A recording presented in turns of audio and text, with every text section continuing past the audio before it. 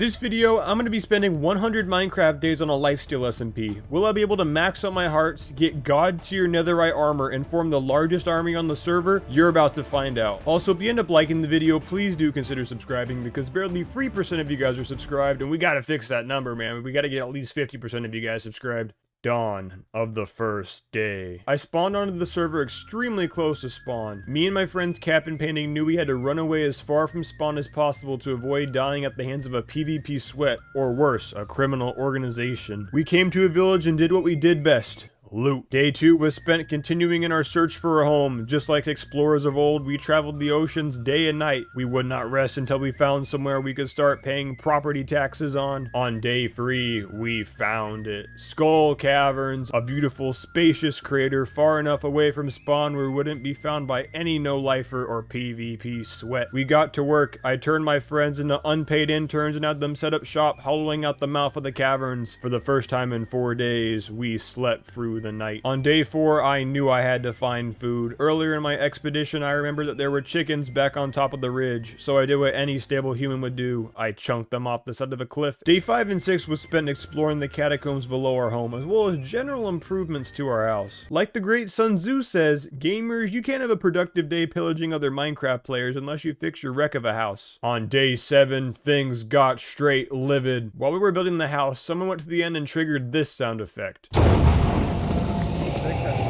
That out of the blue scared the living daylights out of us. On day 8, we found the spark that would ignite my reign over the server. Diamonds. Also on that day, the first heart of the server was lost. I heard a sizzle behind me, and when I turned around, Painting was gone. Killed by the hands of a sinister creeper. Day 9 was spent on general base improvement, so we're gonna skip that day to not hurt that sweet watch time. On day 10, I turned to the dark side. It was a normal day. The sun shining, Cap working on the catacombs, when a visitor appeared at our doorstep. A baby slime block spawned in the caves, and Cap and I intended to turn it into a pet.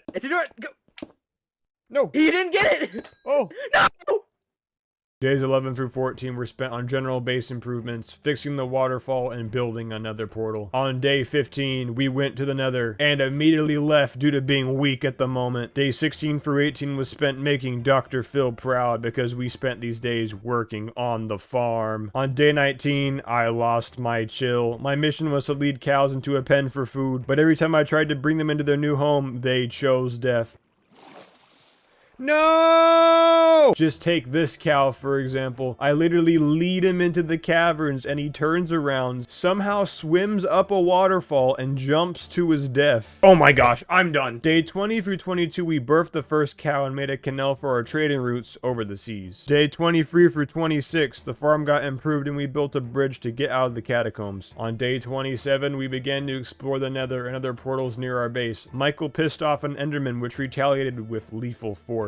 On day 28, we got lost in the nether. With little food, we resorted to hunting hoglins for their meat. We searched for our portal home. On day 29, just when we were about to lose hope, we found our portal, our way home out of the deadly nether. Day 30 was general base improvements. Just when I thought I learned my lesson, I went back into the portal on day 31 and died due to fall damage, losing my armor. At this point in my conquest, I knew I needed more help. Just 3 people cannot take over a server of hundreds, so I invited the people I trusted the most. My Discord server. Days 32 through 36, I told my entire Discord to join us in our mission to take over the server. Whether this decision would benefit us or completely destroy us, only time would tell. From this point on, we became the Syndicate. Days 37 through 41, we began expanding the base with the manpower of a dozen warriors. While I was away from the server, my new associates Bird, EJ, and ZZ clocked overtime getting the Syndicate base up and running. I literally went to sleep at like 10 p.m.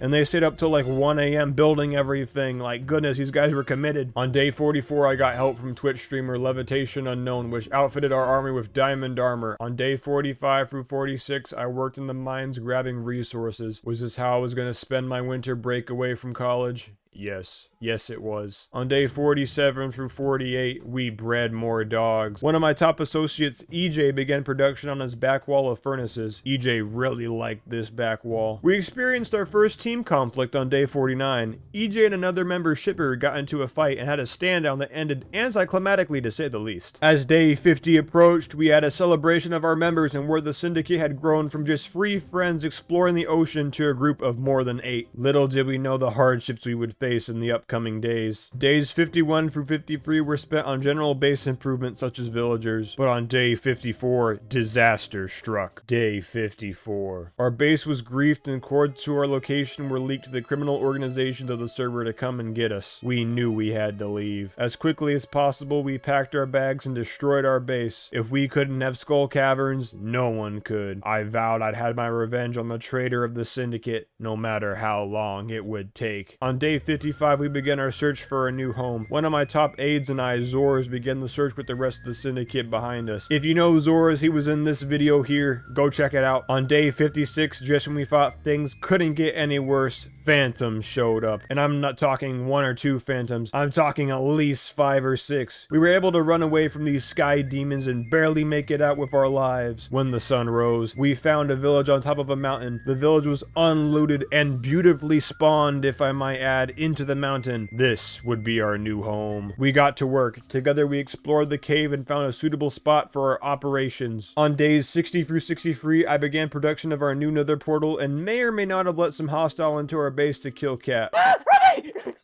Here's what we're gonna do. Then deal with your problems. EJ began production on a spider farm to get us some XP. On day 64, I decided the base needed some homey touches, so I grabbed the most down-to-earth block I knew to light up the base. Blocks from the nether. I began construction on my battle room on days 65 through 68, a place where the Syndicate could prepare for upcoming conflict. I also acquired OP books and resources from some allies. These would aid me in my wartime efforts. On day 69, we knew we had to have a little fun, so the plan was simple. I would go to spawn and pretend like I got clout, my friends would act as fake paparazzi wanting a screenie, and maybe I could trade a netherite ingot for a screenshot with me. Look, this guy's joining in! They're all joining in!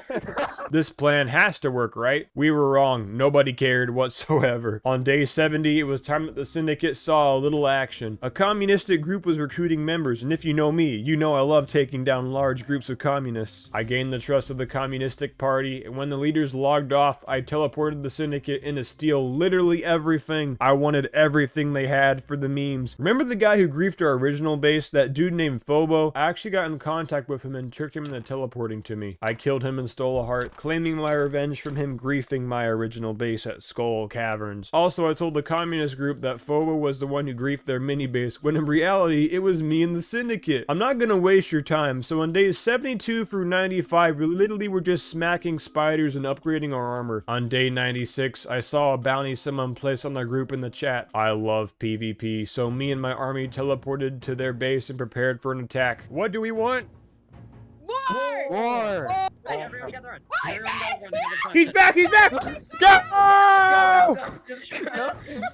Weakness. There's another one! He immediately died. Oh gosh, they're so weak! Oh my god. Grief it!